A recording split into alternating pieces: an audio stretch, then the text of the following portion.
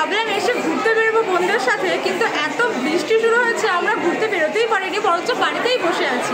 আমাদের বাড়িতেই অষ্টমী সকাল কাটছে। তোমাদের কেমন কাটছে যে আমাদের জানিও। অষ্টমীতে যে সব বারোয়ারি মন্দিরগুলো থেকে যে খাওয়ায়, তো সেটা হচ্ছে এই বাড়িতে আমাদের।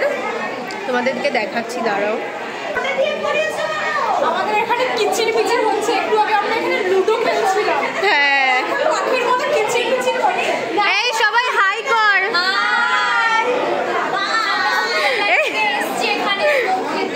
কি এত মিথ্যে কথা বলতে হবে না।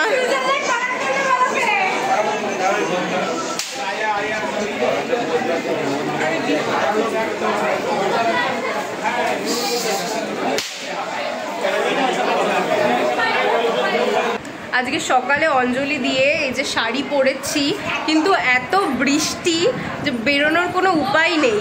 আর ও এসছে এত দূর থেকে, কিন্তু বৃষ্টির জন্য আটকা পড়ে গেছে, বেরোতে পারছে না। তুই শাড়ি পরিসনি কেন? আমি ভেবেছিলাম এখানে এসে শাড়ি পরবো, কারণ আমি অনেকটা ট্রাভেল করে এসেছি, সেজন্য আমি অনেক বেশি ক্লান্ত, তাই আমি শাড়ি পরতে পারিনি। আর আমি শাড়ি পারিনি। তো অনেকে জিজ্ঞাসা করছিল যে তোর শরীরটা ঠিক আছে, মাথায় যে লেগেছিল এটা ঠিক আছে? হ্যাঁ, আমি এখন একদম ঠিক আছি, কোনো সমস্যা নেই।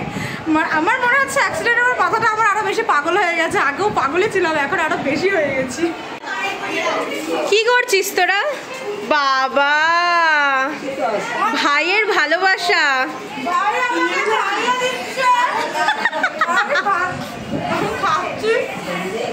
আমি তোকেও ভাইকে বলবো, তোকেও একবার খাইয়ে দিতে। দে ভাই, খাইয়ে দে।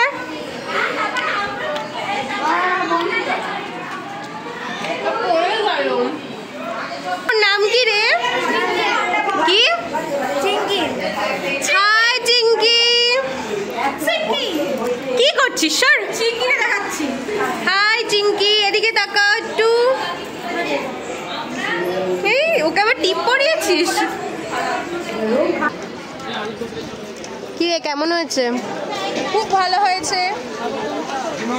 আর কি কি খেলি বল? আগের গুলো তো ভিডিওই করলি না। আমরা ভিডিও করতে। কি কি ছিল আগে বল? লুচি, ছোলার ডাল, আর এখন পোলাও আর আলুর দম। এরপর জানি না কি হবে, আমাদের ভাই জানে, আমাদের দানব। ওকে ওকে। এখন আমাদের দিদি এসছে, সেই জন্য আমার দিদির মেয়েকে নিয়ে আমার বোন লেগে পড়েছে। তোমরা দেখো। মাম্মাম কি হচ্ছে? নাও এটা নাও। দিদিকে। গার্গি, তুই কি করছিস? খেলা করছি। এই তোর এখন খেলা করার বয়স? মানেটা কি? কি বলতে চাস? তুই যা বুঝেছিস। টুকি, এই যে আমাদের আরেক জিজু, এই যে দিদি, হাই কর। আরেকজনে তো ঘুমাচ্ছে।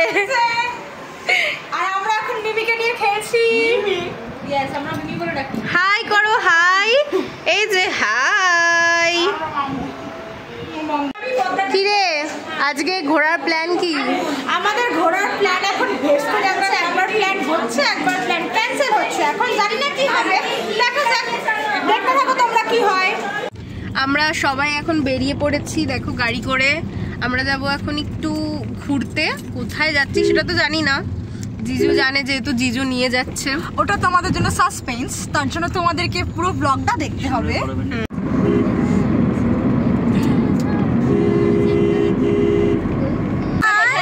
এখন আমরা চলে এসেছি বসাকবাড়ির দুর্গাপুজোতে। তোমরা দেখতে থাকো বসাকবাড়ির দুর্গাপুজোতে এরকম হয়, আমরাও প্রথমবার দেখছি।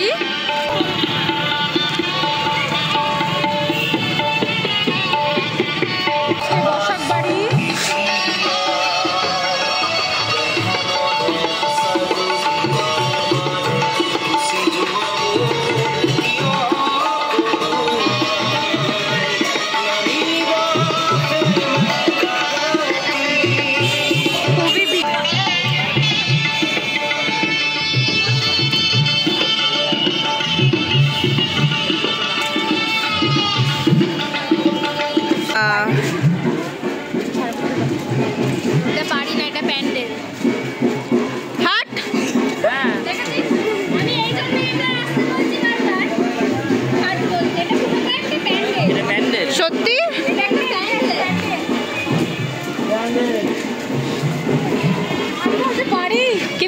মতো লাগছে অনেকটা।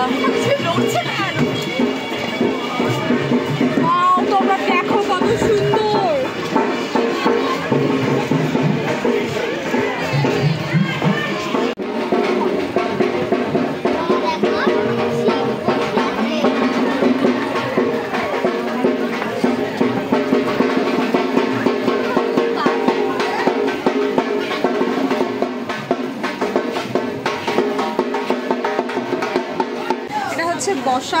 বসাক বাড়ি, যেনারা আর কি রাষ্ট্রপতি পুরস্কার পেয়েছিলেন তাদের শাড়ির জন্যে, তাদের পিওর কোয়ালিটি শাড়ির জন্য। তো তোমরা এখানে আসতে পারো যদি পুজোর কেনাকাটার জন্য বা বিয়ের কেনাকাটার জন্য যে কোনো কিছু পিওর চাইলে তোমরা এখান থেকে কিনতে পারো। এটা খুব ফেমাস।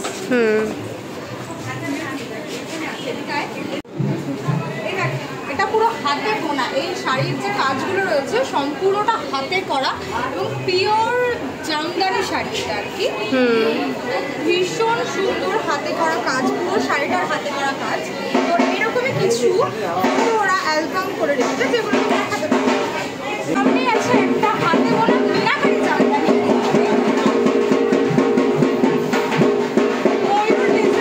হাতে করা মিনাকারি জামদানি, এটাও ভীষণ সুন্দর।